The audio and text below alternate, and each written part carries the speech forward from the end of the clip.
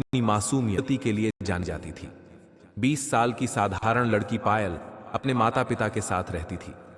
गांव के पास एक घना जंगल था जिसे लोग भूतिया जंगल कहते थे।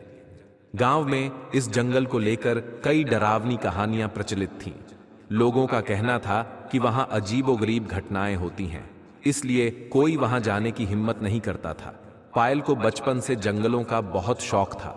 वह अक्सर गांव के किनारे बैठकर जंगल की ओर देखा करती और सोचती कि वहां ऐसा क्या है जो सबको डराता है। एक दिन जिज्ञासा से भरी पायल ने इस रहस्य से पर्दा उठाने की ठानी। उसने अपनी योजना किसी से साझा नहीं की।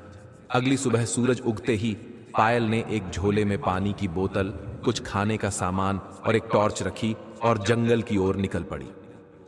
जंगल के किनारे पहुंचकर उसने गहरी सांस ली और अंदर कदम रखा। जंगल का नजारा बेहद खूबसूरत था।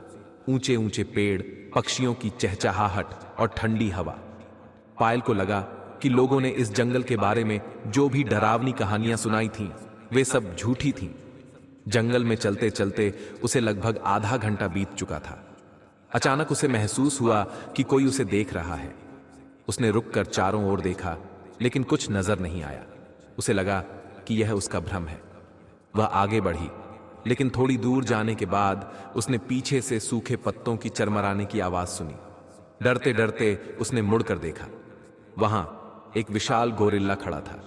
वह लगभग 7 फुट लंबा था और उसकी आंखों में एक रहस्यमयी चमक थी। पायल का दिल जोर जोर से धड़कने लगा।